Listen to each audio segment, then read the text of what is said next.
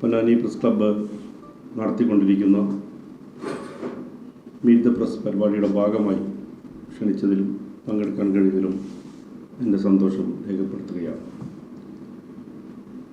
കേരളത്തിൽ ഇടതുപക്ഷ ജനാധിപത്യ മുന്നണി 10 വർഷം പൂർത്തീകരിച്ച ഒരു ഭരണം, അതിന് തുടർച്ച ലഭിക്കുമെന്ന ആത്മവിശ്വാസത്തിലാണ് ഞങ്ങൾ ഇടതുപക്ഷ പ്രവർത്തനം നടത്തിക്കൊണ്ടിരിക്കുന്നത്. പൊന്നാനിയെ സംബന്ധിച്ച് തുടർച്ചയായി 20 വർഷം ഒരു ഇടത് പ്രതിനിധികൾ ഈ മണ്ഡലത്തെ പ്രതിനിധീകരിച്ചു എന്നതിൻ്റെ വികസനപരമായ മുന്നേറ്റമുണ്ടാക്കാൻ സാധിച്ചിട്ടുണ്ട് എന്നതാണ് ഏറ്റവും വലിയ ആത്മവിശ്വാസം എന്ന് പറയുന്നത്. ഞങ്ങളുടെ സംഘടനാ പ്രവർത്തനം ഇടതുപക്ഷത്തെ സംബന്ധിച്ച് കെട്ടുറപ്പോടുകൂടിയും വിപുലീകരിച്ചും പൊതുവായ പ്രവർത്തനം നടത്തുന്നതോടൊപ്പം തന്നെ ഒരു ഇലക്ഷൻ മെഷീനറിയെ കൃത്യമായ രീതിയിൽ ചലിപ്പിക്കാൻ സാധിക്കുന്നുണ്ടെന്ന ആത്മവിശ്വാസം ഞങ്ങളെ നയിക്കുകയാണ്. ഈ തെരഞ്ഞെടുപ്പിൽ നടന്നുകൊണ്ടിരിക്കുന്ന വികസന പ്രവർത്തനങ്ങളെ കൂടുതൽ ഊർജ്ജസ്വലതയോടുകൂടി നയിക്കുന്നതിന് പ്രാപ്തരായ 140 കേരളത്തിലെ സ്ഥാനാർത്ഥികളെ പോലെ തന്നെയാണ് പൊന്നാനിയിലും അഡ്വക്കേറ്റ് MK സക്കീറിൻ്റെ സ്ഥാനാർത്ഥിത്വം മാറിയിട്ടുള്ളത്. അദ്ദേഹത്തിൻ്റെ രാഷ്ട്രീയപരമായ ബന്ധവും അതിലുപരി സൗഹൃദങ്ങളും ഈ തെരഞ്ഞെടുപ്പിന് മുതൽക്കൂട്ടാകും എന്നാണ് ഞങ്ങൾ പ്രതീക്ഷിക്കുന്നത്. തുടർച്ചയായ ഈ വിജയം വീണ്ടും അതൊരു തുടർ വിജയത്തിലേക്ക് പോകുന്ന പ്രധാനപ്പെട്ട ഘടകങ്ങൾ എന്തൊക്കെയാണ്? പ്രധാനമായും വികസനമാണ്. പൊന്നാനിയെ സംബന്ധിച്ച് അതിൻ്റെ വികസന നാഴികക്കല്ലുകളൊക്കെ എടുത്തു നോക്കിയാൽ ഇടത് പ്രതിനിധികൾ ഏതൊക്കെ സമയത്താണോ ഇവിടെ ഉണ്ടായത് അതിൻ്റെ പ്രതിഫലനമായിട്ടാണ് കാണാൻ കഴിയുന്നത്. പൊന്നാനിയെ സംബന്ധിച്ച് ഒഴിച്ചുകൂടാൻ പറ്റാത്ത പദമാണ്, വാക്കാണ് സഖാവിക്ക് എംപിച്ച് ബാവയുടെ. അദ്ദേഹം പൊന്നാനിയിൽ നിന്ന് ഒരു തവണ മാത്രമേ വിജയിച്ചിട്ടുള്ളൂ, 1991. ചരിത്രത്തിൻ്റെ പാരഡോക്സ് എന്ന പോലെ മന്ത്രി ആയതിനു ശേഷവും 2 തവണ വിജയിക്കാതെ പോയ ഒരു ഇടതുപക്ഷ അംഗമാണ്. പക്ഷേ അദ്ദേഹത്തിൻ്റെ ജീവിതത്തിൽ മുഴുവൻ പൊന്നാനിക്ക് വേണ്ടിയാണ് അദ്ദേഹം യഥാർത്ഥത്തിൽ തൻ്റെ ജനപ്രതിനിധി കാലം ഉപയോഗപ്പെടുത്തിയത് എന്നാണ് ഞങ്ങൾക്ക് പറയാനുള്ളത്. പൊന്നാനിയിലെ ഫിഷറീസ് സ്റ്റേഷൻ, അതുപോലെ നിരവധി മേഖലകളിലുള്ള വികസനങ്ങളാകെ പരിശോധിച്ചാൽ അദ്ദേഹത്തിൻ്റെ സംഭാവനയാണ് എന്ന് കാണാൻ വേണ്ടി കഴിയും. അദ്ദേഹം മറ്റു പല രാഷ്ട്രീയ പ്രസ്ഥാനത്തിലെ ആളുകളുമായി ചേർന്നുകൊണ്ട് തന്നെയാണ് ഒരുപക്ഷെ പൊന്നാനിക്ക് അന്ന് അവകാശപ്പെടാൻ അർഹതയില്ലാത്തൊരു കാലത്തൊരു കോളേജ് ഉണ്ടായിട്ടുള്ളത്. പൊന്നാനിയുടെ മറ്റു തരത്തിലുള്ള ബൗദ്ധിക വികസനത്തിൻ്റെയും വികാസത്തിൻ്റെയും ഒക്കെ അടിത്തറ പൊന്നാനി MES കോളേജാണ്. 35 ഏക്കർ ഭൂമി ഗവൺമെൻറ് ദാനമായി നൽകി, ലീസായി നൽകി. അവിടെ ഇവിടെയുള്ള ആളുകൾ, എല്ലാ രാഷ്ട്രീയ മത വിഭാഗത്തിൽപ്പെട്ട ആളുകളും ചേർന്ന് ഒരു ഉന്നത വിദ്യാഭ്യാസ കേന്ദ്രം സ്ഥാപിക്കുകയായിരുന്നു. അങ്ങനെ ഏതിൽ നോക്കിയാലും ഒരു വികസനോന്മുഖ കാഴ്ചപ്പാട് അദ്ദേഹത്തിന് ഉണ്ടാക്കാൻ കഴിഞ്ഞിട്ടുണ്ട്. 1995 മരണമടയുന്നതിന് മുമ്പ് അദ്ദേഹം പാർട്ടി കോൺഗ്രസ് കഴിഞ്ഞ് ഡൽഹിയിലേക്ക് പോകുന്നത് പൊന്നാനിയിൽ ഒരു ഫിഷിംഗ് ഹാർബർ സ്ഥാപിക്കുന്നതിന് വേണ്ടി കേന്ദ്ര അനുമതി കിട്ടുന്നതിന് വേണ്ടിയാണ്. അതിൻ്റെ പരിശ്രമങ്ങൾക്കിടയിലാണ് അദ്ദേഹത്തിന് മരണം സംഭവിക്കുന്നത്. അപ്പോൾ അതൊക്കെ യാഥാർത്ഥ്യമാക്കുക, അദ്ദേഹത്തിൻ്റെ സ്വപ്നത്തെ യാഥാർത്ഥ്യമാക്കുക എന്നാണ് പൊന്നാനിയിലെ ഇടതുപക്ഷ പ്രവർത്തകരെന്നും ചെയ്തു പോന്നിട്ടുള്ളത്. 1996-ലും 2006-ലും പൊന്നാനിയെ പ്രതിനിധീകരിച്ച സഖാവ് പാലോളിയാണ് പൊന്നാനിയിലെ സിവിൽ സ്റ്റേഷൻ ഉണ്ടാക്കുന്നത്. 2006-ലെ അദ്ദേഹത്തിൻ്റെ ഭരണകാലത്താണ് ഒരുപക്ഷെ ചരിത്രത്തിൽ കൗതുകം പോലുള്ള BM റെഗുലേറ്റർ കം ബ്രിഡ്ജ് എന്നത് യാഥാർത്ഥ്യമാകുന്നത്. 1984-ൽ തറക്കല്ലിടുകയും ഉദ്യോഗസ്ഥരെ വിന്യസിക്കുകയും അവർക്ക് താമസിക്കുവാനും അവരുടെ ഗസ്റ്റുകൾക്ക് വരുവാനും ഒക്കെയുള്ള എല്ലാ ഗേഹങ്ങളുണ്ടാക്കിയിട്ടും ആ കല്ലിന് മേൽ ഒരു കല്ലെടുക്കുവാൻ പോലും കഴിയാത്തൊരു കാലത്ത് 2006 അധികാരത്തിൽ വന്നിട്ടുള്ള ഇടത് ഗവൺമെൻറ്റിൻ്റെ ഇച്ഛാശക്തിയും പാലോളിയുടെ ഇടപെടലും കൊണ്ടാണ് ഒരുപക്ഷെ ആഗോള ടെൻഡറിലൂടെ പൊന്നാനിയുടെ ആദ്യത്തെ ഒരു സംരംഭം ഉണ്ടാവുന്നത്. 2011 മാർച്ചോടുകൂടി പണി പൂർത്തീകരിച്ചെങ്കിലും അത് പിന്നീട് വന്ന ഗവൺമെൻറ്റിൻ്റെ കാലത്ത് ഉദ്ഘാടനം ചെയ്തു. സാങ്കേതിക അർത്ഥത്തിലാണ് ഗവൺമെൻറ്റിലേക്ക് പോയത്. അപ്പോൾ ആ അർത്ഥത്തിൽ പൊന്നാനിയുടെ വികസനത്തിൻ്റെ ഇപ്പോൾ കാണുന്ന പൊന്നാനിയുടെ മുഖച്ഛായ മാറ്റത്തിൽ പ്രധാന പങ്ക് ഈ ചമ്രാട്ട് ഇൻ്റഗ്രേറ്റഡ് കമ്പനി സാധിച്ചിട്ടുണ്ട്. അദ്ദേഹത്തിൻ്റെ കാലത്താണ് നമ്മൾ കർമ്മ റോഡ് എന്ന് അറിയുകയും നിളായുവര പാത എന്ന് പറയുകയും ചെയ്യുന്ന പാതയുടെ പ്രവർത്തനം തുടങ്ങുന്നത്. ശ്രമഫലമായി തുടങ്ങിയ ഒരു ചെറിയ ഒരു റോഡിൽ ഗവൺമെൻറ് ഏറ്റെടുത്ത് അത് ആദ്യഘട്ട പണി തുടങ്ങിയപ്പോൾ അദ്ദേഹത്തിൻ്റെ കാലത്തിന് ശേഷം സഖാവ് ശ്രീരാമകൃഷ്ണൻ പൊന്നാനിയുടെ പ്രതിനിധിയായി വന്നപ്പോഴാണ് അതിന് കുറച്ചും കൂടെ മുന്നോട്ട് പോയത്. ആദ്യം 5 കൊല്ലം അതിന് വേണ്ടത്ര ഫണ്ട് കിട്ടാത്ത പ്രശ്നങ്ങളൊക്കെ ഉണ്ടെങ്കിൽ പോലും 2016 ഇടതുപക്ഷത്തിൻ്റെ ഭരണം ഇച്ഛാശക്തിയോടുകൂടി അത് നടപ്പാക്കാനും പൂർത്തീകരിക്കാനും ശ്രമം നടത്തി. അത് അദ്ദേഹത്തിൻ്റെ കാലം ശേഷമാണ് പാലവും റോഡുമെല്ലാം ഉദ്ഘാടനം ചെയ്തതെങ്കിൽ പോലും പൊന്നാനിയുടെ ടൂറിസം മേഖലയിൽ വലിയ സംഭാവന അർപ്പിക്കാൻ കഴിഞ്ഞിട്ടുണ്ട്. ഒരുപക്ഷെ കേരളത്തിലെ ഏറ്റവും ദൈർഘ്യമേറിയ പുഴയോര പാത എന്ന രീതിയിലേക്ക് അത് മാറ്റാൻ വേണ്ടി സാധിച്ചിട്ടുണ്ട്. അങ്ങനെ ഓരോന്നോരോന്നെടുത്ത് നോക്കിയാലും വിദ്യാഭ്യാസ രംഗത്ത് 2016 മുതലുള്ള 10 വർഷക്കാലം നടത്തിയിട്ടുള്ള പശ്ചാത്തല സൗകര്യ വികസനങ്ങൾ നമുക്ക് കാണാൻ വേണ്ടി കഴിയും. അതോടൊപ്പം തന്നെ കേവലം കെട്ടിടങ്ങൾ എന്നതിനപ്പുറത്തേക്ക് ജനങ്ങളെ എൻഗേജ് ചെയ്യിക്കുക എന്നത് ഏറ്റവും പ്രധാനമാണ്. പൊന്നാനി MES കോളേജ് എന്ത് ദൗത്യമാണോ നിർവഹിച്ചത് അതിൻ്റെ പുതിയ അടരുകൾ കേരളത്തിൽ പൊന്നാനിയിൽ ഉണ്ടായിട്ടുണ്ട്. PSC കോച്ചിങ് സെൻ്റർ ആയാലും ന്യൂനപക്ഷ പരിശീലന കേന്ദ്രമായാലും ഇപ്പോൾ അതുപോലെ ഓഷ്യാനോഗ്രാഫിയുമായി ബന്ധപ്പെട്ട് പുതിയ കേന്ദ്രമായാലും മലയാളം സർവകലാശാല സഹകരിച്ചുകൊണ്ടുള്ള ലിംഗ്വിസ്റ്റിക് കേന്ദ്രമായാലും എല്ലാം ചെറുപ്പക്കാരെ അവരുടെ പുതിയ തൊഴിൽ പാന്താവിലേക്ക് കൊണ്ടുപോകുന്നില്ല ശ്രമകരവും ഏറ്റവും സൂക്ഷ്മവുമായ പ്രവർത്തനം ഇവിടുത്തെ അതത് കാലത്തെ MLA-മാർ ഇടതുപക്ഷ MLA-മാർ സാധിച്ചിട്ടുണ്ട് എന്നാണ് പറയുന്നത്. കോൾ മേഖലയിൽ ഒരുപക്ഷെ ഏറ്റവും നല്ല പുഷ്കലകാലം ഉണ്ടായിട്ടുള്ളത് ഈ കഴിഞ്ഞ 5 വർഷക്കാലമാണ്. ഏകദേശം 800ഓളം കോടി രൂപയുടെ വികസനങ്ങൾ ആ മേഖലയിൽ ഉണ്ടാവുകയും അവർ ഏറ്റവും സംതൃപ്തമായ ഒരു കോൾ കർഷകരുടെ ഒരവസ്ഥയിലേക്ക് അവരെ മാറ്റിയെടുക്കാനും സാധിച്ചിട്ടുണ്ട്.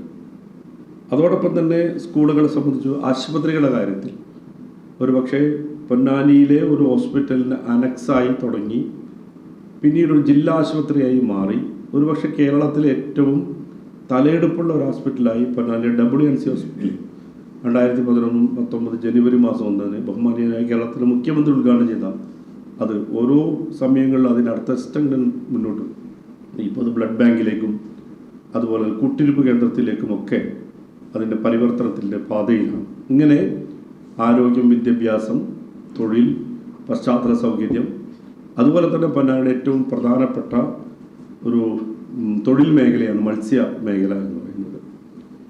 മുമ്പുണ്ടായിരുന്ന മത്സ്യമേഖലയല്ല ഇപ്പോൾ ഉള്ളത്. കൂടുതൽ മത്സ്യത്തിന് വിപണി കിട്ടുന്ന രീതിയിൽ ഏറ്റവും ആധുനികമായ ഒരു ഫിഷ് ഹാർബർ ഉണ്ടാകുന്നത് 2009 പണി പൂർത്തീകരിച്ചിരുന്നു.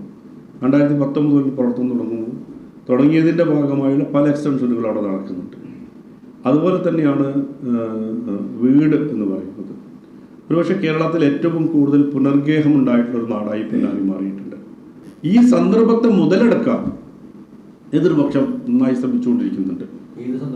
ഇതിങ്ങനെ ചില അഭിപ്രായ പ്രകടനങ്ങൾ വരുന്നു എന്നതിനെ മുതലെടുക്കുവാനുള്ള ശ്രമം നന്നായി നടക്കുന്നുണ്ട്. ഉദാഹരണത്തിന് പല പോസ്റ്റുകളുടെയും കമൻറ്റ് നോക്കിക്കഴിഞ്ഞാൽ പൊന്നാനിയിൽ നിരന്തരമായി സജീവമായി നിലനിൽക്കുന്ന വലതുപക്ഷ പ്ലാറ്റ്ഫോമുകൾ ബോധപൂർവം കൈകാര്യം ചെയ്യുന്ന ആളുകളാണ് പോകുന്നത്. എവിടെയെങ്കിലും 2 ആളുകൾ അത് ആ വർത്തമാനം കുറഞ്ഞാൽ അത് വീണ്ടും എടുത്തിടുന്ന പ്രവണത നടന്നുകൊണ്ടിരിക്കുന്നുണ്ട്. അപ്പോൾ അവർ വിചാരം എന്ന് വെച്ചാൽ ഈ പ്രചരണങ്ങളും ഈ ഒരു അഭിപ്രായ പ്രകടനങ്ങളെല്ലാം അവരെ സഹായിക്കുമെന്ന മിഥ്യാധാരണയാണ് അവർക്കുള്ളത്. ഇപ്പോൾ കഴിഞ്ഞ ദിവസം ഒരു സന്ദർഭം ഉണ്ടായി. കഴിഞ്ഞ ദിവസം സ്ഥാനാർത്ഥി തന്നെ രംഗത്ത് വരികയാണ്. സ്ഥാനാർത്ഥി വളരെ വിചിത്രമായ കാര്യങ്ങളാണ് പറയുന്നത്. ഇപ്പോൾ ഇവിടെ ഞാൻ സംസാരിക്കുന്നത് പ്രാദേശിക ചാനലുകളോടാണ്. പക്ഷേ UDFിൻ്റെ സ്ഥാനാർത്ഥിക്ക് വേണ്ടി പ്രചരണം നടത്തുന്നത് കേരളത്തിലെ പ്രധാനപ്പെട്ട മീഡിയകളാണ്. ഒരു മീഡിയയിൽ വന്നൊരു വാർത്ത എന്ന് പറയുന്നത് അദ്ദേഹത്തിന് ചില ബോർഡുകൾ പറിച്ചു കൊണ്ടുപോയി എന്നുള്ളതാണ്. CCTV അത് കണ്ടെത്തി കഴിഞ്ഞു. CCTVയോട് പോലീസ് അത് അന്വേഷണം ആരംഭിച്ചു. ഇതൊക്കെ ഒരു ഒറ്റ വാർത്തയിൽ ഒരു മുഖ്യധാരാ മാധ്യമം പുറത്തുവിടുക. പോലീസ് ഇതുവരെ ഒരു കേസെടുത്തിട്ടില്ല. CCTV ഫൂട്ടേജിൽ ആരാണെന്ന് ഇതുവരെ ആരും വ്യക്തമാക്കപ്പെടുന്നില്ല. അപ്പോൾ ഒരു നിമിഷം നേരം നിൽക്കുന്ന വാർത്തയെ ആശ്രയിച്ചുകൊണ്ട് രാഷ്ട്രീയ പ്രവർത്തനം നടത്തേണ്ട ഗതികേടിലേക്ക് അവർ പോവാണ്. ഈ പോസ്റ്റുകൾ ചീരുന്നത് ഇപ്പം ഞങ്ങളുടെ പാർട്ടി ഓഫീസിൻ്റെ മുമ്പിൽ എൻ്റെ വീടിൻ്റെ മതിൽ വെച്ച് പോസ്റ്റർ കീറിയിട്ടുണ്ട്. ഞങ്ങളാരും പരാതി കൊടുക്കാൻ പോകുന്നില്ല. കാരണം അതെല്ലാം ബോധപൂർവമാണെന്ന് അഭിപ്രായമില്ല. പോകുന്ന പിള്ളേർ കീറാം, അല്ലെങ്കിൽ ആടുമാടുകൾ കീറാം, പലതും കീറാം. അപ്പം നിസ്സാരമായ ഒരു വാർഡിൻ്റെ ഒരു കോണിൽ ഒതുങ്ങേണ്ട വിഷയം ടേക്കപ്പ് ചെയ്യുന്നത് ഒരു സ്ഥാനാർത്ഥിയാണ് എന്നുള്ള ഗതികേടാണ് ഇവിടെ ഉള്ളത്. അപ്പം ഇവിടെ എല്ലാം അത്തരം മാധ്യമങ്ങളുടെ പിന്തുണയോടുകൂടി ഇതിനെങ്ങനെ പൊലിപ്പിക്കാൻ പറ്റുമോ എന്നുള്ളത് അവരുടെ ഒരു ഗതികേടിനെയാണ് യഥാർത്ഥത്തിൽ ഇവിടെ പുറത്തേക്ക് കൊണ്ടുവരുന്നത് എന്നുള്ളതാണ്. ഇന്ന് ആരോപിച്ച ആരോപണമുണ്ട്. ഈ പോസ്റ്റുകൾ തീർക്കുന്നതിന് പിന്നിൽ PM സിദ്ദീഖിനെ എതിർക്കുന്ന CPM-കാരാണ് ഇതിന് പിന്നിൽ പ്രവർത്തിക്കുന്നത്. ഇവർ ഇത്തരത്തിൽ ഈ മണ്ഡലത്തിൽ സംഘർഷം ഉണ്ടാക്കാൻ ശ്രമിക്കുകയാണെന്നാണ് ആരോപണം. അതാണ് ഞാൻ പറഞ്ഞത് സക്കീറെ. ഇതിൽ മാത്രം അഭിരമിച്ചുകൊണ്ട് ജയിക്കാമെന്നാണ് വിചാരിക്കുന്നത്. കാരണം ഇത് ഈ വിഷയങ്ങളാകെ കെട്ടടങ്ങി വരുമ്പോൾ പോസ്റ്റർ കീറിയിട്ട് അവരെ വീണ്ടും സജീവമാക്കാൻ പറ്റും. CPM അത് ചെയ്തുകൊണ്ടിരിക്കുകയാണ്. CPM-ന് ആ ഗതികേടില്ല. അത് ഞാൻ പറഞ്ഞ സ്വാഭാവികമായി ഏത് സ്ഥലത്തുകൂടെ പോയാലും ഏത് പോസ്റ്റർ കീറുകയോ വലിക്കുകയോ ചെയ്യുന്നു. ഇതൊരു ആഗോള പ്രശ്നമാക്കി ഒരു സ്ഥാനാർത്ഥി തന്നെ അവതരിപ്പിക്കുമ്പോൾ രാഷ്ട്രീയ പപ്പരത്തം എന്നാണ് എന്നെ പറയുക. നാട്ടിലെല്ലായിടത്തും ഏത് തിരഞ്ഞെടുപ്പ് കൊടുക്കുമ്പോൾ 4 പോസ്റ്റർ കീറിപ്പോയിട്ടുണ്ടാവും. അത് മുഖ്യധാരാ മാധ്യമത്തിന് വാർത്തയായി കൊടുക്കുകയും അവർ അതിനേക്കാൾ വലിയ അച്ചടക്കത്തോടു കൂടി CCTV ദൃശ്യത്തിൽ കുടുങ്ങിയിരിക്കുന്നു എന്ന് പറയുകയും എന്നാൽ അതിലൊന്നും കീറുന്നൊന്നും കാണാനില്ല കേട്ടോ. ആ ആളാരെന്ന് കണ്ടുപിടിച്ചിട്ടില്ല. പോലീസ് സ്റ്റേഷനിൽ കേസ് കൊടുത്തിട്ടില്ല. ഇന്ന് നമ്മൾ അന്വേഷിച്ചു ഇതുവരെ കേസൊന്നും വന്നിട്ടില്ല. ഈ കേസ് കുറച്ചാൽ 10-20 കേസ് വേറെ വരേണ്ടി വരും. അപ്പോൾ അത്തരം വിഷയങ്ങളിലാണ് അഭിനമിക്കുന്നത്. അപ്പം താങ്കൾ പറഞ്ഞ സ്ഥാനാർത്ഥിനെ ഉന്നയിക്കുന്നുണ്ടെങ്കിൽ അത് അവരുടെ ഗതികേടെന്നേ പറയാൻ പറ്റുള്ളൂ. ഈ നാട് അറിയാത്തത് കൊണ്ടുള്ള പ്രശ്നമാണ്. ഈ നാട്ടിൽ എങ്ങനെയാണ് രാഷ്ട്രീയ പ്രവർത്തനം നടത്തുന്നത് അറിയാത്തുള്ള പ്രശ്നമാണത്. എന്തുകൊണ്ടാണ് TM സിദ്ദീഖ് സ്ഥാനാർത്ഥിയാക്കണം എന്ന് കഴിഞ്ഞ തവണ ആവശ്യപ്പെട്ടിരുന്നു. ഈ തവണയും ഒരു വിഭാഗം ആവശ്യപ്പെടുന്നു. കഴിഞ്ഞ തവണ പരസ്യമായി രംഗത്ത് വരുന്നു ചിലർ. ഇത്തവണയും പല പ്രചരണ ബോർഡുകളായും മറ്റായും പുറത്തേക്ക് വരുന്നു നമ്മൾ കാണുന്നതാണ്. എന്തുകൊണ്ടാണ് പാർട്ടി അദ്ദേഹത്തെ പരിഗണിക്കാതെ പോകുന്നത്? അല്ല, ആരെങ്കിലും പരിഗണിക്കുകയോ അവഗണിക്കുകയോ ചെയ്യുന്നതല്ല പാർട്ടിയുടെ രീതി. ഒരു തെരഞ്ഞെടുപ്പിൽ ആരെയാണ് നിർത്തേണ്ടതെന്ന് പല ഘടകങ്ങളും കൂടി പരിശോധിച്ചാൽ ചെയ്യാം. അതിൽ പ്രധാനമായും പാർട്ടിയുടെ സ്റ്റേറ്റ് കമ്മിറ്റിയാണ്, ഈ സ്റ്റേറ്റ് സെക്രട്ടേറിയറ്റ് സ്റ്റേറ്റ് കമ്മിറ്റിയാണ് ഈ നിർണയ സമിതിയിലെ പ്രധാന റോള്. അതിൽ ഞാനും സഖാവ് TM-ഉം ജില്ലാ സെക്രട്ടേറിയറ്റ് മെമ്പർമാർ എന്ന നിലയിൽ അതിൻ്റെ ആലോചനാ സമിതിയിൽ അംഗങ്ങളായി നിൽക്കാനുള്ള അവകാശമുണ്ട്. അതിനപ്പുറത്തുള്ള ഒരു താഴെ ഒരു ഘടകത്തിനും ഈ സ്ഥാനാർത്ഥി നിർണയ ചർച്ചയിൽ അഭിപ്രായ പ്രകടനങ്ങൾക്ക് അവകാശമില്ല. അപ്പം ഞങ്ങളിരിക്കുന്ന വേദി ഇപ്പോഴുള്ള സഖാവ് MK സക്കീറിനെ സ്ഥാനാർത്ഥിത്വം ഐക്യകണ്ഠേന അംഗീകരിച്ചതാണ്. അപ്പോൾ ഞങ്ങൾക്ക് ആ കൺഫ്യൂഷൻ ഇല്ല. TM എന്നിവരെ താനാണെന്ന് എവിടെയെങ്കിലും പറഞ്ഞിട്ടുണ്ടോ?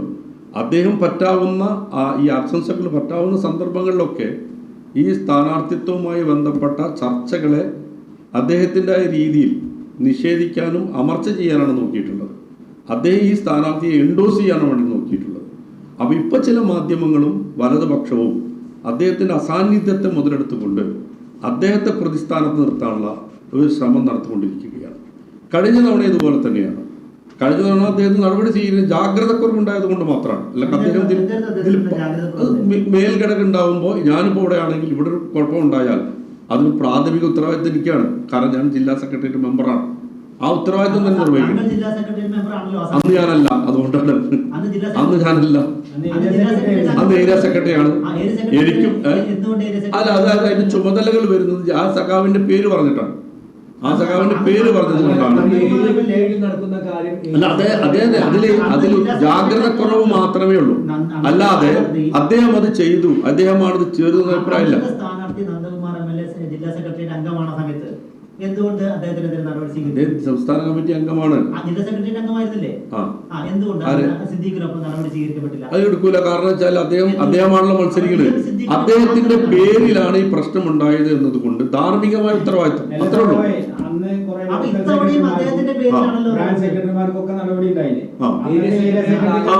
അതിന് ഡിഗ്രി അനുസരിച്ചിട്ടാണ്, അതായത് എല്ലാം ഈ പ്രകടനത്തിന്റെ പേരിലല്ലേ. ചില ആൾക്കാർ പ്രവർത്തനത്തിൽ വിട്ടുന്നുണ്ടാവും, ചില പ്രവർത്തന അളവിൽ പ്രവർത്തിച്ചിട്ടുണ്ടാവില്ല.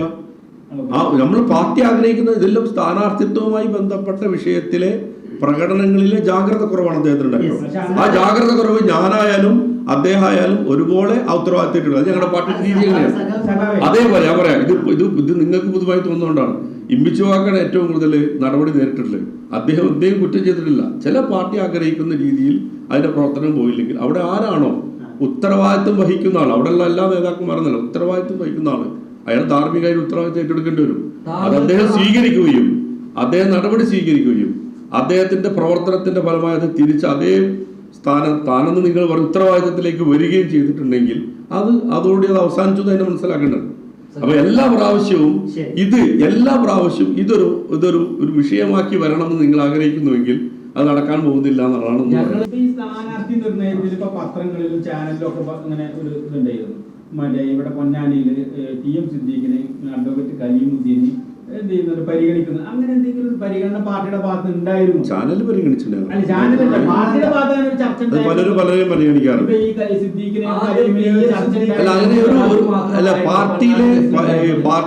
പാർട്ടിയിലെ തീരുമാനങ്ങൾ വന്നില്ലേ, അതാണ്. അല്ല, ഇത് ത്രാസിട്ട് നോക്കി പരിശോധിച്ച് വെയിറ്റ് നോക്കി എടുക്കുന്ന സംവിധാനം. അത് 2 ദിവസമായിട്ട് നിന്നാ മനസ്സിലാവുന്നുള്ളൂ. ഏതെങ്കിലും ബ്രാഞ്ചിൽ നിന്ന് സഖാക്കൾക്ക് ഒരു അഭിപ്രായം ഉണ്ടാവില്ല. ജില്ലാ സെക്രട്ടേറിയറ്റ് ആദ്യം ലിസ്റ്റ് നൽകിയതിൽ M സ്വരാജും TM സിദ്ദീഖും ലിസ്റ്റ് മാത്രമാണ് ഉണ്ടായിരുന്നത്. ലിസ്റ്റ് കൊടുക്കുക, ഇത് കോൺഗ്രസിന്റെ രീതി പോലെ ലിസ്റ്റ് ഉണ്ടാക്കുന്ന പ്രവർത്തനം അല്ലാന്ന്. അങ്ങനെയല്ല ഇത് നടക്കുക. സ്റ്റേറ്റ് കമ്മിറ്റി ഒരു പ്രാഥമിക സ്റ്റേറ്റ് കമ്മിറ്റി ലിസ്റ്റുമായിട്ട് വരും, അതുമായി ബന്ധപ്പെട്ട് ചർച്ച ചെയ്യും. അല്ല, ആ ലിസ്റ്റിൽ ആരുണ്ട് എന്നുള്ളത്, ആ ലിസ്റ്റിൽ ആരൊക്കെയുണ്ട് ആരൊക്കെ ഇല്ല എന്നുള്ളത് ആ ഉൾപാർട്ടിക്കകത്തുള്ള പ്രശ്നമാണ്. അത് അവിടെ അവസാനിക്കുന്നു. പബ്ലിക്കിനോടും പ്രവർത്തനത്തിനോടും പറയേണ്ട കാര്യങ്ങൾ ഉണ്ടായിരുന്നു ഇല്ലെങ്കിൽ ആരൊക്കെയാണെന്നുള്ളതൊന്നും അതിൽ ബാധകമല്ല. അതിന്റെ ഘടന അറിയാത്തത് കൊണ്ടാണ്. അവിടെ ചിലപ്പം ഒരു 100 പേരുണ്ടാവും, ഒറ്റാൾ പേരുണ്ടാവില്ല. ഒന്ന്, ഇതിനകത്ത് നമ്മൾ തന്നെ കുറച്ച് മാധ്യമങ്ങൾ കുറച്ച് പേരുകൾ ഇങ്ങനെ നിരത്തി വെച്ചു ആദ്യം. പിന്നെ കുറച്ച് കാലം കഴിഞ്ഞപ്പോൾ അത് വരുന്നതിൽ പിന്നെ ഈ പേരുകൾ നിരത്തി വെച്ചു. ഇതെല്ലാം നിരത്തി വെച്ചപ്പോൾ ഇപ്പൊ അതൊന്നും അല്ലാത്ത ഒരാൾ വന്നോടുകൂടിയാണ് നിങ്ങൾക്ക് പ്രശ്നം ഉണ്ടാവുന്നത്. നിങ്ങൾ വേറെ കുറെ പേരാണ് കുറെ കാലം അഭിനയിച്ചിരുന്നത്, അവിടെ ആരെയും പേരൊന്നും. ഇപ്പോ നേരത്തെ പറഞ്ഞു പാർട്ടിക്ക് ഒരു തീരുമാനമുണ്ട്, പാർട്ടി അത് പ്രഖ്യാപിക്കും, അത് നടപ്പിലാക്കും. അതാണല്ലോ നേരത്തെ പറഞ്ഞത്. ഏത് കോൺടെക്സ്റ്റിലാണ് പാർട്ടിയാണ് ആലോചിക്കുക. പാർട്ടി എല്ലാ പാർട്ടി തന്നെയാണല്ലോ തീരുമാനം. വിഷയം കോൺഗ്രസിനും BJPക്കും ഒക്കെ ഈ പാർട്ടികൾ തന്നെയാണ് നിശ്ചയിക്കാം. ഞങ്ങൾ മാത്രമല്ല. അതെ, കോൺഗ്രസ് ഏതെങ്കിലും വീട്ടിൽ നിന്നിട്ട് തീരുമാനിക്കുന്ന അഭിപ്രായം ഇല്ലല്ലോ. പാർട്ടി പ്രഖ്യാപിച്ച സ്ഥാനാർത്ഥിയായിരുന്നു താനൂരിൽ V. അബ്ദുറഹ്മാൻ. ദിവസങ്ങളോളം അദ്ദേഹം പ്രചരണത്തിന് രംഗത്തിറങ്ങിയില്ല. പിന്നീട് അദ്ദേഹം തിരൂരിലേക്ക് മാറുന്നു. അപ്പൊ അവിടെ സ്ഥാനാർത്ഥിയാണോ വലുത്, അതോ അബ്ദുറഹ്മാൻ എന്ന നേതാവ് സ്വതന്ത്രമായിട്ടുള്ള ഒരു വ്യക്തിയാണോ വലുത്? പാർട്ടിയുടെ സ്ഥാനം അവിടെ. പുതിയ സാഹചര്യങ്ങളൊക്കെ നമ്മൾ നോക്കിയിട്ട് പാർട്ടി അവിടെ മാത്രമല്ല, മലപ്പുറം ജില്ലയിൽ പലയിടത്തും മാറിയിട്ടുണ്ട്. മലപ്പുറം ജില്ലയിൽ മങ്കടയിൽ മാറിയിട്ടില്ല ഞങ്ങളുടെ പാർട്ടി സ്ഥാനാർത്ഥി നിശ്ചയിച്ചത്. രാഷ്ട്രീയ ഇലക്ഷൻ എന്ന് പറഞ്ഞാൽ മൂർത്തമായ സാഹചര്യങ്ങളെ ഉപയോഗപ്പെടുത്തൽ തന്നെയാണ്. ഇവിടെ ഈ പ്രചരണവും വിഭാഗീയതയും തീരദേശത്തുണ്ടാവുന്ന പ്രശ്നങ്ങളും പാർട്ടിക്ക് ഒരു മൂർത്തതയായി അല്ല, അത് നിങ്ങൾക്ക് മനസ്സിലാവുന്നത്. അതായത് മൂർത്തമായ സാഹചര്യം ചില മണ്ഡലങ്ങൾക്ക് ഒരു സ്വതന്ത്രം നിർത്തണം. ആ സ്വതന്ത്ര സമീപം വന്നു കഴിഞ്ഞാൽ ഞങ്ങളുടെ പാർട്ടിയുടെ സ്ഥാനാർത്ഥി മാറി നിൽക്കും. ആ മാറി നിൽക്കും കടവരെ വന്നില്ലേ. സെമിറാജി ആരാണ്? അതെ, ആ സെമിറാജിയും ഇതുപോലെ പരിഗണനയിലെ സ്ഥാനാർത്ഥിയാണ്. സ്വതന്ത്രന്മാരുടെ കാര്യത്തിൽ അവരുടെ കൂടി താല്പര്യം പ്രധാനമാണ്. പാർട്ടി സ്ഥാനാർത്ഥികളുടെ സ്ഥാനത്തിൽ പാർട്ടിയുടെ തീരുമാനമാണ് പ്രധാനം. നിൽക്കണമെങ്കിൽ നിൽക്കണം. പാർട്ടിയുടെ വ്യക്തികൾക്ക് മാത്രമേ താല്പര്യമുള്ളൂ. അല്ല, പാർട്ടിയുടെ സ്ഥാനാർത്ഥികളെ കാര്യത്തിലാണ് അവർ പാർട്ടിയുടെ സ്ഥാനാർത്ഥിയാണ് ഇപ്പോ. ആ സ്ഥാനാർത്ഥി താനൂർ പ്രഖ്യാപിച്ച സ്ഥാനാർത്ഥിയെ വേറൊരാളെ കുറച്ചുകൂടി സാധ്യത അവിടെ വരുമ്പോ 2 സീറ്റും കിട്ടാൻ വേണ്ടി നോക്കും ഞങ്ങള്. താനൂരും തിരൂരും കിട്ടാൻ വേണ്ടി നോക്കും. അത്രമാന താല്പര്യമൊന്നുമല്ല. താനൂർ അതിൽ പ്രാപ്തനായ സ്ഥാനാർത്ഥി വന്നു. ആ സ്ഥാനാർത്ഥി അദ്ദേഹം ഇവിടെ മാറി 2 സീറ്റ് കിട്ടാൻ വേണ്ടിയിട്ടാണത്. ഞാൻ പറഞ്ഞപ്പോൾ അദ്രമാന് വഴങ്ങിയിട്ട് കൊടുത്തതല്ല എന്ന് നമുക്ക് മനസ്സിലായില്ല. അവിടെ പ്രാപ്തനായ ഒരു സ്വതന്ത്രനെ കിട്ടിയപ്പോൾ ഈ മണ്ഡലം കൂടി കിട്ടണമെന്ന ഉദ്ദേശത്തോടു കൂടി അദ്ദേഹത്തെ ഇവിടെ നിർത്തി. ഒരാളെ മാത്രമല്ലെന്ന്, അതായത് ഒരാളെ മാത്രമല്ല മാറ്റുക, ഒരാളെ മാത്രമല്ല മങ്കടയിൽ മാറ്റി, MP അലവിയെ മാറ്റി, പല മണ്ഡലങ്ങളിലും മാറ്റിയിട്ടുണ്ട്. ചില സന്ദർഭങ്ങളിൽ ചില ആളുകൾ അക്കോമഡേറ്റ് ചെയ്യാൻ വേണ്ടി മാറ്റും. ഫൈനൽ ലിസ്റ്റ് പ്രസിദ്ധീകരിക്കുമ്പോഴല്ലേ മാറ്റാൻ പാടില്ലല്ലോ. താനൂരുള്ള മങ്കട മാറ്റി. ഇങ്ങനെ പറയുന്നത് കുന്നത്ത് മുഹമ്മദിനെ നിർത്തുന്നത് പിന്നീടാണ്. കുന്നത്ത് മുഹമ്മദ് സ്ഥാനാർത്ഥിത്വം കൊടുത്ത് നോമിനേഷൻ കൊടുത്തപ്പോഴാണ് ഞങ്ങൾ പിൻവലിച്ചത് ആ സ്വതന്ത്ര നിർത്താൻ വേണ്ടിയിട്ട്. അപ്പൊ അതേപോലെ താനൂർ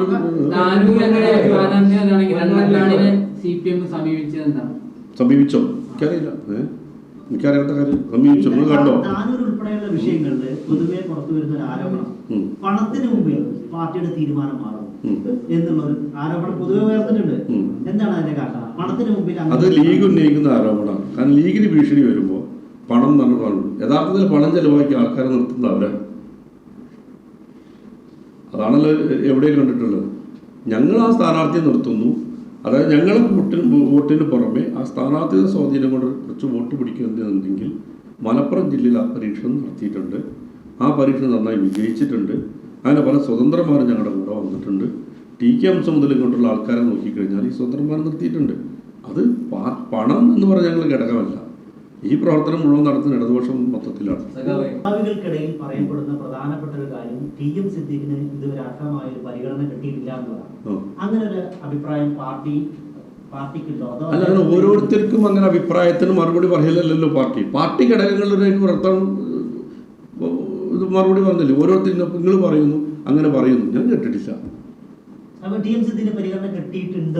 അല്ല, ഒരാൾക്ക് പരിഗണന കൊടുക്കുകയും ഒരാൾക്ക് പരിഗണിക്കാതിരിക്കുകയും സംവിധാനത്തിന്റെ പേരല്ല പാർട്ടി എന്ന് പറയുന്നത്. പരിഗണനയ്ക്ക് വേണ്ടി ദാഹിച്ചു നടക്കുന്നവരല്ല TM സിദ്ദീഖും കലീമുദ്ദീനും ഒന്നും. ഞങ്ങളൊക്കെ അതിൽ പാർട്ടി പ്രവർത്തിക്കാൻ വേണ്ടി ചേർന്നവരാണ്. അപ്പൊ അത് ഇതിന് നിങ്ങൾ പരിഗണന എന്ന വാക്കുപയോഗിക്കുന്ന തന്നെ ഒരു വലതുപക്ഷ രാഷ്ട്രീയത്തിന്റെ ശൈലിയാണ്. ഉത്തരവാദിത്തം എന്നാ പറയാം, പേടിക്കേണ്ട മറുപടി പറഞ്ഞിട്ട് പറയാം. ഉത്തരവാദിത്തം എന്നാ പറയാം. ഇപ്പൊ ഞാൻ ഉത്തരവാദിത്തം നിർവഹിക്കുന്നുണ്ട്. ആ ഉത്തരവാദിത്തം നിർവഹിക്കുന്നത് യൂണിവേഴ്സിറ്റിയിലാണ്. അത് പരിഗണനയാണ് പാർട്ടി നിശ്ചയിക്കുന്നു. സഖാവ് TM സിദ്ദീഖ് വേറെ ചില ഉത്തരവാദിത്തം നിർവഹിക്കാൻ പോയി. ഞങ്ങൾ ബ്ലോക്കിലേക്ക് മത്സരിപ്പിച്ചു, ബ്ലോക്ക് ഭരണം കിട്ടിയില്ല, അല്ലെങ്കിൽ അദ്ദേഹം അതിൻ്റെ ഉത്തരവാദിത്തം നിർവഹിക്കേണ്ട ആളാണ്. അപ്പം അങ്ങനെ ആ ഉത്തരവാദിത്തത്തെ നമ്മുടെ ഒരു കാഴ്ചയുടെയും രൂപത്തിൻ്റെ രീതിയിൽ പരിഗണന എന്ന് പറയുന്നത് ഞങ്ങൾ ആരും പരിഗണന ദാഹിക്കുന്നവരല്ല, അർപ്പിക്കാൻ വന്നവരാണ് കമ്മ്യൂണിസ്റ്റുകൾ. പഞ്ചായത്തിന്റെ പരാജയം ഈ സ്ഥാനാർത്ഥി സംഭവിച്ചിട്ടുണ്ടോ? ബ്ലോക്ക് പഞ്ചായത്തിന്റെ പരാജയം അവിടെ കഴിഞ്ഞു. ഇനി അടുത്ത ബ്ലോക്ക് ഭരണം പോകുമ്പോൾ നമുക്ക് നോക്കാം. ഏതെങ്കിലും ഒരു തോൽവിയോട് കൂടി ഈ പാർട്ടി അസ്തമിച്ചു പോകുന്നില്ല. ആ തോൽവി കഴിഞ്ഞ് പിറ്റേ ദിവസം പ്രവർത്തനം നടത്തിയ ആൾക്കാരാണ് ഞങ്ങൾ. ഇത് ഞങ്ങൾക്ക് വ്യത്യസ്തമായ രാഷ്ട്രീയ പ്രവർത്തനത്തിൻ്റെ ഒരു തലം മാത്രമാണ് പാർലമെന്റ് രംഗം എന്ന് പറയുന്നത്. ആ പാർലമെന്റ് രംഗം നിങ്ങൾക്ക് കൗതുകം വരുന്നത് അപ്പുറത്ത് ആളുകൾ ഇതേപോലെ ശക്തമായി നിൽക്കുന്നതുകൊണ്ടാണ്. ഞങ്ങളുടെ സഹകരണ സ്ഥാപനത്തിൻ്റെ രംഗമാണ്. അതുപോലെ തന്നെ വിവിധ വേദികൾ ഞങ്ങൾ ഗ്രന്ഥശാല, ഇത് ഞങ്ങളുടെ പാർട്ടി പ്രവർത്തന വേദിയാണ്. ഇങ്ങനെയുള്ള പല വേദികൾ ഉപയോഗപ്പെടുത്തുന്നുണ്ട്. അതിന് പറ്റുന്ന ആളുകളൊക്കെ അതിൽ ഭാഗങ്ങളിൽ വരും. അല്ലാതെ ഈ ഒരു പഞ്ചായത്ത്, മുനിസിപ്പൽ, ഈ ഭരണങ്ങൾ മാത്രം നോക്കി നിൽക്കുന്ന ഒരു പാർട്ടിയുടെ പേര് അത് വേണം. അത് വരുമ്പോൾ ഞങ്ങൾ നിൽക്കും. ഇവിടെ വിഷയം എന്താ വെച്ചാൽ ഒരു കാര്യം ഉറപ്പായിട്ട് പറയാം. നിങ്ങൾ നിർഭാഗ്യവശാൽ ഇത് ഉയർത്തിക്കൊണ്ടുവരാൻ പൊന്നാനിയുടെ രാഷ്ട്രീയ സംസ്കാരത്തെ ഹരിക്കുവാൻ ബോധപൂർവമായ ശ്രമം നിർഭാഗ്യവശാൽ വലതുപക്ഷത്തിന്റെ ഭാഗമായി നടക്കുന്നുണ്ട്. ഇടതുപക്ഷത്തിനില്ല. ഞാൻ പറഞ്ഞോട്ടെ, വലതുപക്ഷത്തിന്റെ ഭാഗം ഇവിടെ പൊന്നാനി ഒരു സാംസ്കാരികമായ ഒരു പൈതൃകവും രീതിയും ഒക്കെ ഉണ്ട്. അത് മുഴുവൻ നിഷ്കാസിതാകുന്നത് പൊളിറ്റിക്കൽ മത്സരം എന്നത് മാറ്റാനുള്ള ശ്രമം നടക്കുകയാണ്. അതിൻ്റെ കുറേ സൂചനകൾ കഴിഞ്ഞ കുറച്ച് കാലങ്ങളായി വരുന്നുണ്ട്. ഇപ്പോൾ ഇവിടെ പറയുന്ന ഒരു വാദമുണ്ടല്ലോ, കടൽ ഭിത്തിയാണ് ഒരു കാര്യം.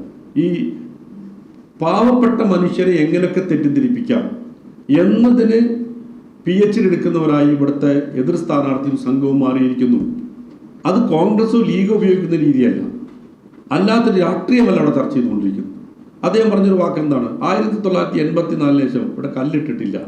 ഒന്നല്ലോ ഇപ്പോൾ കണക്കുകൾ, ഓരോ കണക്കുകളും പുറത്തു വന്നല്ലോ. അദ്ദേഹം നിഷേധിക്കുന്നത് 2001 അദ്ദേഹത്തിൻ്റെ പിൻഗാമിയെ കുറിച്ചാണ്. 2001 അദ്ദേഹം പിൻഗാമിയാണെന്ന് പോലും ഇപ്പോഴത്തെ വലതുപക്ഷ സ്ഥാനാർത്ഥിക്ക് അറിയില്ല. ഓലക്കുടിലുകളാണ് നേരെ എന്ന് പൊന്നാനിൽ ഒന്ന് പറയാൻ ധൈര്യപ്പെടുകയാണ് ആളുകൾ. പൊന്നാനിലെ മനുഷ്യരുടെ ജീവിത നിലയാകെ മാറിയിട്ടുണ്ട്. ഒരു 30 കൊല്ലത്തെ ജീവിത നിലയല്ല പൊന്നാനിയിലുള്ളത്. ഞാൻ നേരത്തെ പുനർഗേഹം അടക്കമുള്ള കാര്യങ്ങൾക്കകത്ത് ഫ്ലാറ്റ് അടക്കം കൊടുക്കുന്നത്, ഒരു ഫ്ലാറ്റ് അതിൻ്റെ ജീവിതത്തിൽ ഒരു മനുഷ്യനെ എങ്ങനെ ചേർത്ത് പിടിച്ചോ അതിൻ്റെ ഏറ്റവും ഉദാഹരണമാണ് പൊന്നാനിലെ 128 കോളനി ഉണ്ടാക്കി. ഇപ്പൊ ഈ വികസന പദ്ധതികൾ ചൂണ്ടിക്കാണിച്ച് പറഞ്ഞപ്പോൾ തന്നെ പ്രധാനപ്പെട്ട ഒന്ന് ചമ്രവട്ടം പറഞ്ഞു, രണ്ടാമത്തെ പുനർഗേഹം ഭവന സമുച്ചയം പറഞ്ഞു, മറൈൻ മ്യൂസിയം പറഞ്ഞു. ഈ മൂന്നും പൂർണ്ണതയിലെത്താതെ നിൽക്കുകയാണ് പൊന്നാനി. എന്താ ചമ്രവട്ടത്തിൽ എന്താ അല്ല ഞാൻ ചോദിക്കട്ടെ, അന്നത്തെ ബജറ്റിൽ നിങ്ങളതിന് പിന്നാലെ കൂടുന്നതാണോ? അന്നത്തെ ബജറ്റിൽ ആ ആദ്യഘട്ടം ഇത് തന്നെയുള്ളൂ. അതിന്റെ കൈത്തോടും കൂടി ക്ലിയർ ആവുമ്പോഴാണ് പൂർണ്ണമായും ജലസേചനത്തിലേക്ക് എത്തുള്ളൂ. അതിന്റെ പ്രവർത്തനം മുന്നോട്ട് പോവുകയാണ്. ഇപ്പം വിഭാവനം ചെയ്ത് പൂർണ്ണമല്ലേ? 2011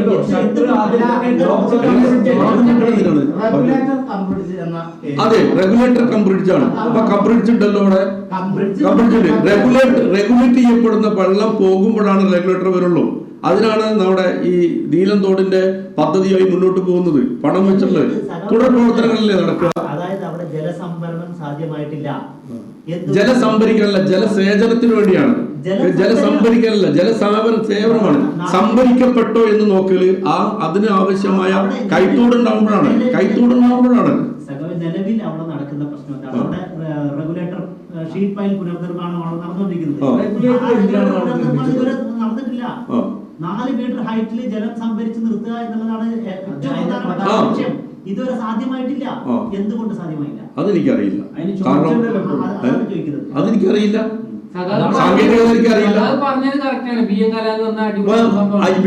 വന്നാലേ ഇത് പൂർണ്ണമാവുള്ളൂ. അത് ഈ പദ്ധതി വിഭാവനം അങ്ങനെയാണ്. അല്ല, സ്റ്റോറിയാണെങ്കിൽ അത് കരാല് വേണ്ട. അപ്പൊ സ്റ്റോറി നോക്കാം. ഇനി പുനർഗേഹത്തിന്റെ കാര്യം തന്നെ KT ജലീൽ MLA അദ്ദേഹം മന്ത്രിയായിരിക്കെ ഒരു കത്ത് കൊടുത്തിട്ടുണ്ട്. ഈ ചമ്രവട്ടം റെഗുലേറ്റർ കം ബ്രിഡ്ജിന്റെ ഷീറ്റ് പൈൽ പുനർനിർമ്മാണവുമായി ബന്ധപ്പെട്ട് ഈ ഷീറ്റിന്റെ കനം കുറയ്ക്കാവുന്നതാണ് എന്ന് പറഞ്ഞു, പരിശോധിക്കണം എന്ന് പറഞ്ഞുകൊണ്ട് ഒരു കത്ത് കൊടുത്തതായി കത്ത് പുറത്തു വന്നിട്ടുണ്ട്. എനിക്കറിയാൻ കണ്ടിട്ടില്ല. ആ കത്ത് അത് വിജിലൻസ് പരിശോധിക്കുകയും ചെയ്തിട്ടുണ്ട്. വിജിലൻസിന്റെ ഒന്ന് അന്വേഷിക്കട്ടെ. ഏറ്റവും ആദ്യം ഞാൻ ചോദിക്കുന്നത്, ഒരു കത്ത് കൊടുത്താൽ ഞാൻ ചോദിക്കുന്നത് ഒരു വിജിലൻസ് കേസ് സ്റ്റാൻഡ് ചെയ്യലപ്പോഴാണ് ക്രൈം ഇട്ടുക്കണോ? ഓഡിറ്റിംഗിൽ താങ്കൾ വിശ്വസിക്കുന്നുണ്ടല്ലോ. ഓഡിറ്റ് കറക്ഷൻ ഉള്ളതാണ്. 1.25 കോടി രൂപയുടെ ഇരുമ്പ് വെട്ടിപ്പ് നടന്നു പറഞ്ഞിട്ടുണ്ടോ? സ്വാഭാവികം. അല്ല, ആ ഓഡിറ്റ് എക്സ്പ്ലനേഷൻ കൊടുക്കേണ്ടി വരും. അത് ഈ ഓഡിറ്റ് എന്ന് പറഞ്ഞാൽ ഒരു ജഡ്ജ്മെന്റ് അല്ല. ശിബിച്ച് മനസ്സിലാക്കേണ്ടത്, ഓഡിറ്റ് എന്ന് പറഞ്ഞാൽ പോരായ്മകളും ന്യൂനതകളും കാണിക്കലാണ്. അത് അടുത്ത ഘട്ടത്തിൽ എത്തുമ്പോൾ കുഴപ്പമുള്ളൂ.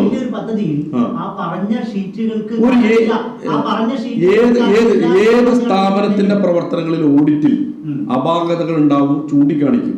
അത് കറക്റ്റ് ചെയ്യപ്പെടേണ്ടതാണോ? അല്ലെങ്കിൽ സ്വാഭാവികമായിട്ട് വിജിലൻസ് അതിന് കേസ് കൊടുക്കും. അതിലാരുടെ പ്രശ്നം? അതുകൊണ്ട് നടത്തിപ്പുമായി ബന്ധപ്പെട്ട് എന്തെങ്കിലും പോരായ്മ ഉണ്ടെങ്കിൽ അത് വിഭാവനം ചെയ്തവരുടെ കുറ്റമാവുമോ? അല്ല, അതിനാണ് നമ്മൾ 8 തവണ റീടെൻഡർ. ഇപ്പൊ നമ്മുടെ MLA തന്നെ നിയമസഭയിൽ ഈ വിഷയം ഉന്നയിച്ചിരിക്കുന്നു. 8 തവണ റീടെൻഡറിന് വെച്ചിട്ടും ആ കരാറുകാർക്ക് തന്നെ അവർക്ക് മാറി ടെൻഡർ കൊടുക്കുന്നു, അല്ലെ കരാർ നീട്ടി കൊടുക്കുന്നു. 8 തവണ കരാർ നീട്ടി കൊടുക്കും. അല്ല, എന്താണ് റീടെൻഡർ ചെയ്തിട്ടുണ്ടെങ്കിൽ ടെൻഡറിങ്ങിന്റെ പ്രവർത്തനത്തിലാവുക? ഞാൻ ചോദിക്കുന്നത്, നിങ്ങളിപ്പോ ഒരു വലിയ സീരീസ് ഒക്കെ ചെയ്ത ആളുകളാണോ? ഇതിന്റെ ഒക്കെ ഭാഗമായി നിങ്ങളത് മോശമായി ചെയ്തൊന്നും അഭിപ്രായമില്ല. അപ്പൊ അതിന്റെ ഭാഗമായി ഏതെങ്കിലും ഒരു ക്രൈം രജിസ്റ്റർ ചെയ്തിട്ടുണ്ടോ? അതിനാണ് ഫൈൻഡിങ് എന്ന് പറയാം. ബാക്കിയെല്ലാം അന്വേഷണമാണ്. അല്ല, അത് അപാകത ഉണ്ടാവില്ല. ഞാൻ അപാകതയുടെ ഫലം പറയാനാ പറഞ്ഞത്. അപാകത ഉണ്ടോന്ന് അറിയില്ല. അപാകത ഉണ്ടെങ്കിൽ നിങ്ങൾ പറയുന്നു ഓഡിറ്റ് പരിശോധനകൾ നടന്നു. ജിബീഷ് അല്ല, അത് പരിശോധിക്കണം എന്നാണ് പറയുന്നത്. ഇങ്ങനെ കേൾക്കുന്നു വാർത്തകൾ. അദ്ദേഹം ഏറ്റവും ഉത്തരവാദിത്തത്തോടു കൂടി നിയമസഭയിൽ തന്റെ മണ്ഡലത്തിലെ കാര്യങ്ങൾ അവതരിപ്പിച്ച ആളാണ്. ജിബീഷ് ഒരു വാർത്ത കൊണ്ടുവന്നാൽ അത് അന്വേഷിക്കണം എന്നാണ് അദ്ദേഹം പറയുന്നത്. അത് ശരിയായ രീതിയാണ്. ഇവിടെ കുറെ ചർച്ചയല്ല വേണ്ടത്, അതിന്റെ ഉത്തരവാദിത്വം അദ്ദേഹത്തിന്റെ പേര് അദ്ദേഹം പറഞ്ഞിട്ടുണ്ട്. ഇത് മാത്രമല്ല, നിരവധി കാര്യം. നിങ്ങൾ സ്ഥാനാർത്ഥിയെ കുറിച്ചൊരു ആരോപണം പറഞ്ഞു, ഓലക്കറുടെ പേരിൽ ആരോപണം ഉന്നയിക്കുന്നത്. പൊന്നാനിയിൽ ഓലക്കറില്ലേ?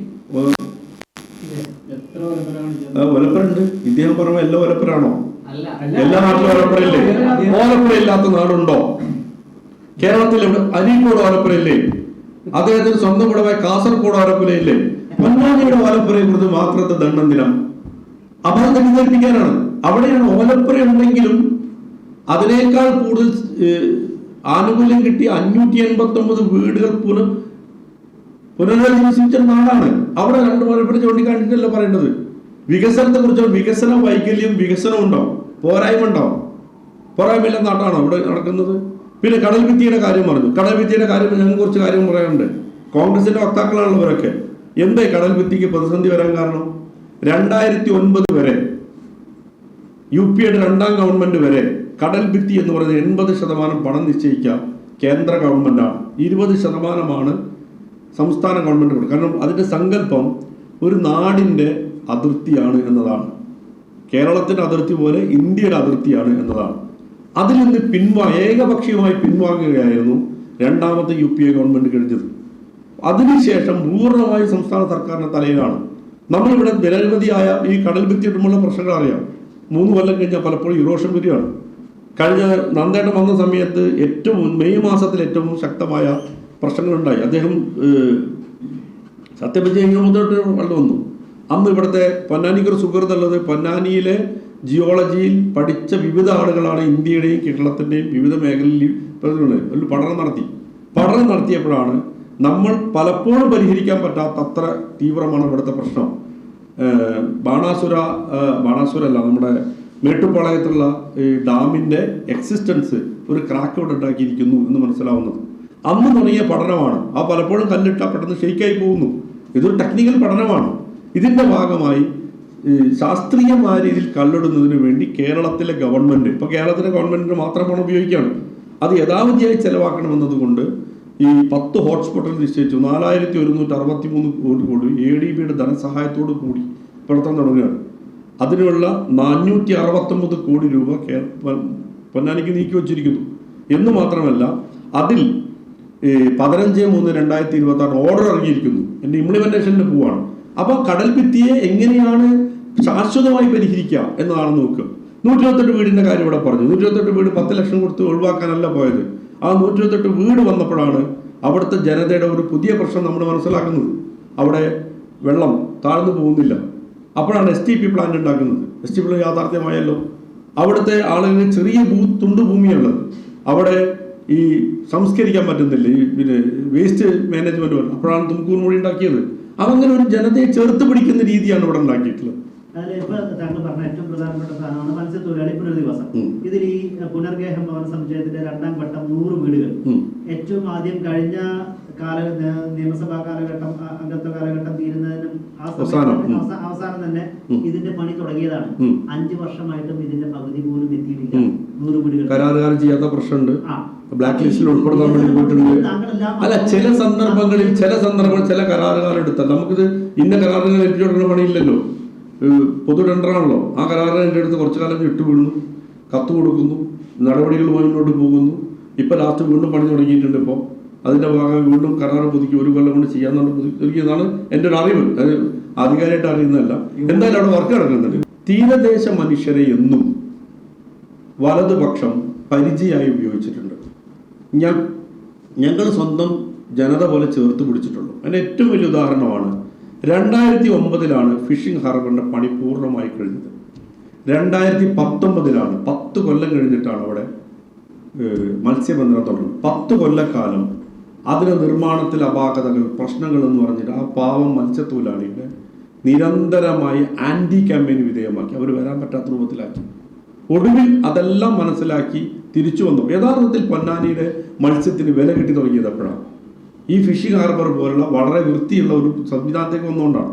ആ ഫിഷിംഗ് ഹാർബർ അവിടെ വന്നു തുടങ്ങിയപ്പോഴാണ് തുടർച്ചയായ അടുത്ത വികസനങ്ങളിലേക്ക് പോയത്. 10 കൊല്ലം നഷ്ടപ്പെടുത്തിയവരാണ് ഇവിടുത്തെ വലതുപക്ഷം. നാടിന്റെ പ്രചരണം അയച്ചുകൂടായിരുന്നു. അത് യോഗ്യമല്ല, നിൽക്കാൻ കഴിയില്ല, പ്രശ്നങ്ങളാണ്. അങ്ങനെ ഈ പാവം മത്സ്യത്തൊഴിലാളിയെ തെറ്റിദ്ധരിപ്പിച്ചുകൊണ്ട് ഇനിയും മുന്നോട്ട് പോകാം എന്നാണ് ഇവർ ധരിക്കുന്നത്.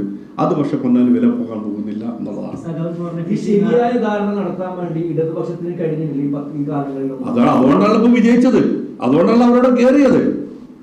അല്ല, സഖാവ് പറഞ്ഞ ഫിഷിംഗ് ഹാർബർ ഏറ്റവും നല്ല ഒരുപാട് പദ്ധതികളും ഒരുപാട് ഫണ്ടുകളും വന്ന ഒരു മേഖല തന്നെയാണ്. പക്ഷെ എന്തുകൊണ്ടാണ് അവിടെ ഇത്രയധികം അഴിമതി റിപ്പോർട്ട് ചെയ്യപ്പെടുന്നത്? ഒന്ന്, സബ് ജയിലിനോട് ചേർന്ന് ഹാർബർ ഡിപ്പാർട്ട്മെന്റാണ് മാരിടൈം ബോർഡിന് വേണ്ടി ഓഫീസ് നിർമ്മിച്ചിരിക്കുന്നത്. അതിന്റെ പകുതിയിലെത്തുമ്പോ അത് പൊളിച്ചു മാറ്റാൻ നഗരസഭ നോട്ടീസ് കൊടുത്തു കഴിഞ്ഞു. രണ്ടാമത്തത് അവിടെ പിന്നെ കോൺക്രീറ്റ് നിർമ്മിക്കുന്നതിന് 35 ടൺ കമ്പി കൃത്രിമം നടത്താൻ ശ്രമിച്ചു എന്ന റിപ്പോർട്ട് പുറത്തു വന്നു. നടന്നില്ലല്ലോ. ശ്രമിച്ചു എന്നുള്ള സാധനം പുറത്തു വന്നു.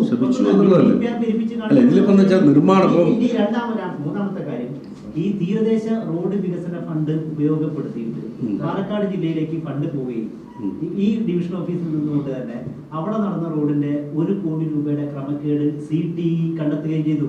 ചീഫ് ടെക്നിക്കൽ എക്സാമിനർ കണ്ടെത്തുകയും ചെയ്തു. അടിയന്തരമായി ഉദ്യോഗസ്ഥർക്കെതിരെ നടപടി സ്വീകരിക്കണമെന്നും അതിന് 44% നിർമ്മാണത്തിൽ തിക്നെസ് കുറവാണ് എന്ന് പറഞ്ഞുകൊണ്ട് ആ തുക കരാറുകാരിൽ നിന്ന് തിരിച്ചു പിടിക്കണമെന്ന് CTE പറഞ്ഞു. അപ്പൊ വ്യവസ്ഥ കൃത്യമായി പോകുന്നു. അല്ല, അപ്പൊ അതായത് അല്ല അങ്ങനെ അഴിമതി അല്ല, ഇതിലിപ്പോ എന്താ വെച്ചാൽ അഴിമതികൾ പുറത്തു വന്നു എന്നാണ് നിങ്ങൾ പറയുന്നത്. അഴിമതികൾ കണ്ടെത്തി നടപടി സ്വീകരിച്ചു എന്നുള്ള വളരെ അല്ലാതെയല്ലേ. അഴിമതി നടത്തുന്നവരെ പുറത്തു കൊണ്ടുവരാൻ കഴിയുന്നു എന്ന് പറയുന്നത് കേരളീയ സാഹചര്യം ഏറ്റവും നല്ലതാണ്. അല്ല, ഉദ്യോഗസ്ഥർക്ക് നടപടി സ്വീകരിച്ചു എന്നാണ് നിങ്ങൾ പറയുന്നത്. കാരണം ഈ കാര്യങ്ങൾ CTE റിപ്പോർട്ട് ചെയ്ത് കഴിഞ്ഞാൽ തുടർച്ചയായ നടപടി ഉണ്ടാവും, സ്വാഭാവികം ഉണ്ടാവും, അതിന് നടപടിക്രമം ഉണ്ടാവും. നടപടിക്രമം അവിടെ വെറുതെ വിടില്ലല്ലോ. കാരണം CTE റിപ്പോർട്ട് ചെയ്ത് കഴിഞ്ഞാൽ ചീഫ് ടെക്നിക്കൽ എക്സാമിനർ റിപ്പോർട്ട് ചെയ്ത് കഴിഞ്ഞാൽ ഇറ്റ്സ് എ റെക്കോർഡ്, അതിനെ രക്ഷപ്പെടാൻ പറ്റില്ല. പിന്നെ ഇതിനകത്ത് എന്ന് വെച്ചാൽ ഒരു ഡെലിങ്കന്റിനെ കണ്ടാൽ ആ ഡെലിങ്കന്റിന് മുമ്പിൽ കുറച്ച് പ്രോസസ്സ് എടുത്ത് പുറത്തു കിടാൻ പറ്റില്ല. നമ്മുടെ കയ്യിലുള്ള ആളല്ലല്ലോ, അയാൾ സർവീസിലെ ആളാണ്. എന്താ അത് ഏറ്റവും പ്രധാനം, ഇത്തരം കാര്യങ്ങൾ കണ്ടെത്തുന്നു എന്നത് കാര്യക്ഷമതയായിട്ടാണ് കാണുന്നത്. ഇത്തരം കാര്യങ്ങൾ കണ്ടെത്തു എന്നുള്ളത് അതിന്റെ കാര്യക്ഷമതയായിട്ടാണ് നമ്മൾ അളക്കേണ്ടത്. മത്സ്യത്തൊഴിലാളികൾക്ക് ലഭ്യമാക്കേണ്ട ഇത്രയും കോടികൾ കൃത്യമായി അല്ല, അവിടെ ഇപ്പോ നിങ്ങൾ പറയണ ഒന്നുണ്ട്, ഏകദേശം 58 പദ്ധതികൾ അവിടെ നടപ്പാക്കിയിട്ടുണ്ട്. അവിടെ മത്സ്യത്തൊഴിലാളി മേഖലയിൽ കുറെ പ്രശ്നങ്ങൾ പലപ്പോഴായി പരിഹരിച്ചിട്ടുണ്ട്. അത് നിങ്ങൾ പറഞ്ഞാൽ 1, 2, 3 വർഷത്തിൽ ഉണ്ടാകാം. ആ ഉണ്ടാകുന്ന ഉത്തരവാദിത്തം അത് ജീവനക്കാർക്കാണ്, അല്ലെങ്കിൽ നടത്തിപ്പുകാർക്കാണ്. അത് നമ്മൾ കേരളത്തിൽ എവിടെയായ നടത്തിപ്പുകാരുടെ ഉത്തരവാദിത്തമാണ്. ആ നടത്തിപ്പ് ഉത്തരവാദിത്തം അവർ നിർവഹിക്കണം. അത് ഉദ്യോഗസ്ഥർക്ക് നടത്തേണ്ട കാര്യമാണ്. അല്ല, അതിന് 58 കാര്യങ്ങളിൽ 3 നിങ്ങൾ അഭിപ്രായം പറയുന്നത്.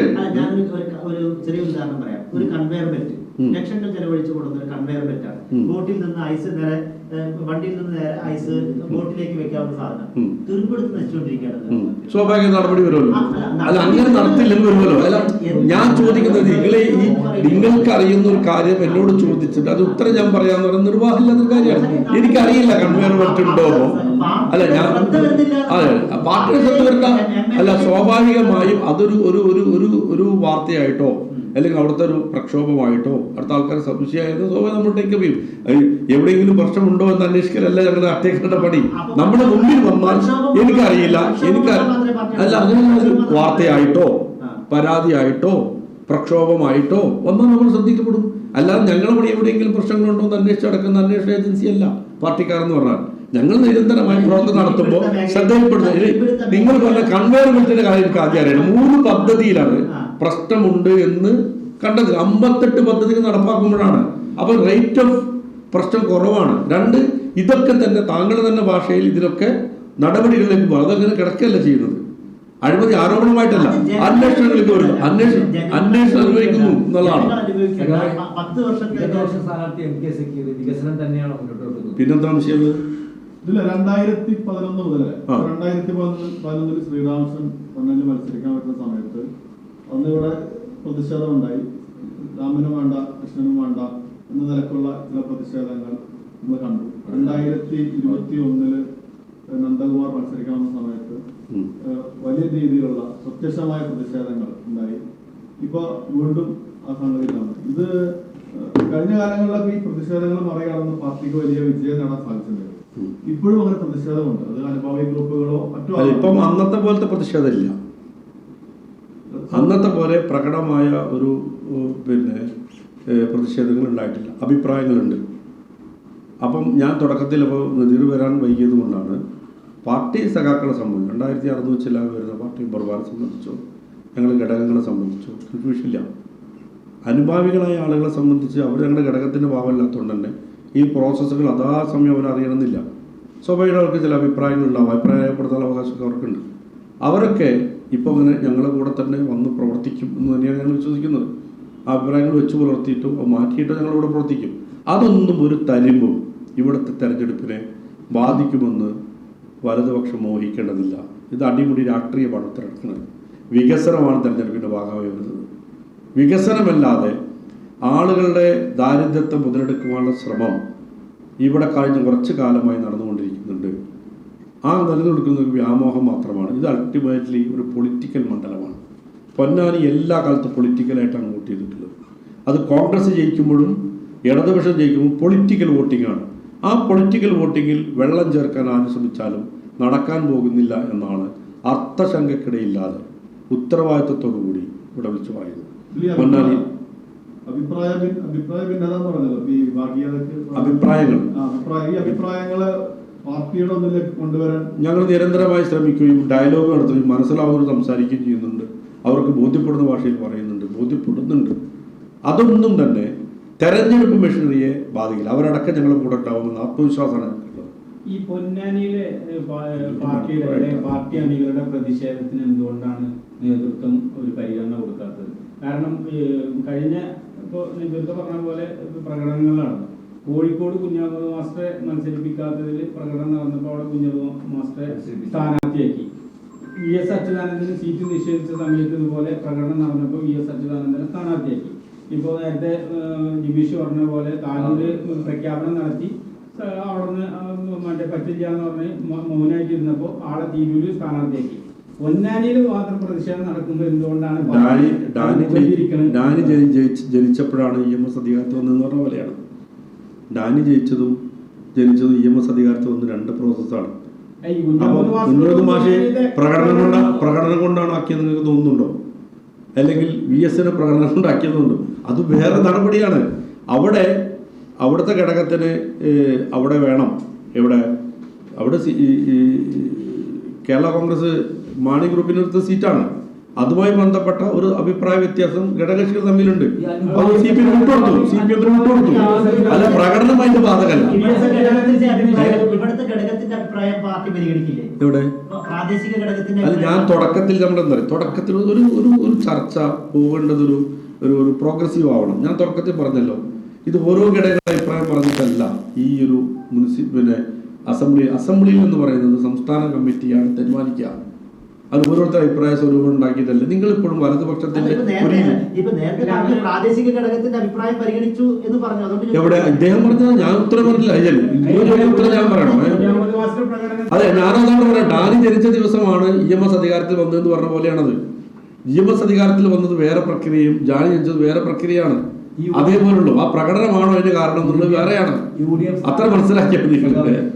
UDF സ്ഥാനാർത്ഥിക്കെതിരെ പണം ഉപയോഗിച്ചാണ് വോട്ട് പിടിക്കുന്ന ഒരു ആരോപണം വ്യാപകമായി അപ്പോഴും ആരോപണമായിട്ടാണോ താങ്കൾ വിചാരിക്കുന്നത്? എന്താണ് നിങ്ങൾ കണ്ടെത്തിയത്? ഏതാണ്? അല്ല, അത് ഇതുവരെ സെക്യൂർ മനസ്സിലായിട്ടില്ല. അല്ല, പൊതുസമൂഹത്തോട് സെക്യൂരോട് പറയാം. പൊതുസമൂഹത്തിന് നമുക്ക് കൺഫ്യൂഷൻ ഇല്ല.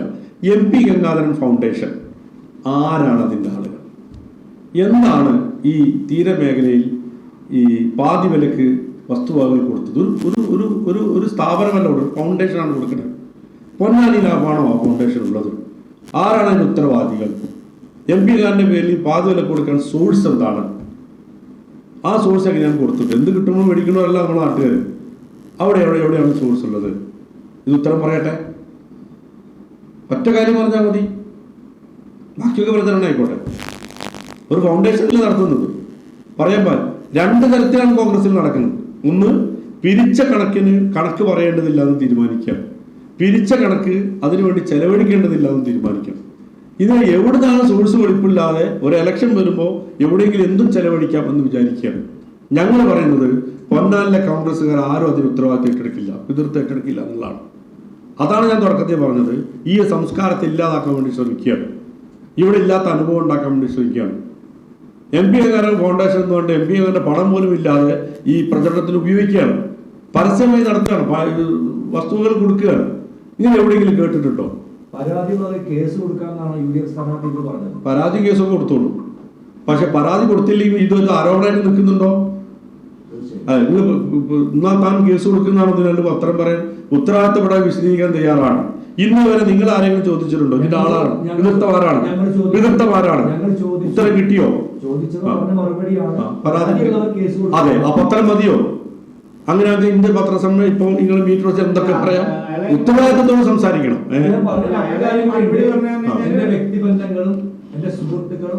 അപ്പൊ എന്റേതാണോ? ഫൗണ്ടേഷൻ ആരതാണ്?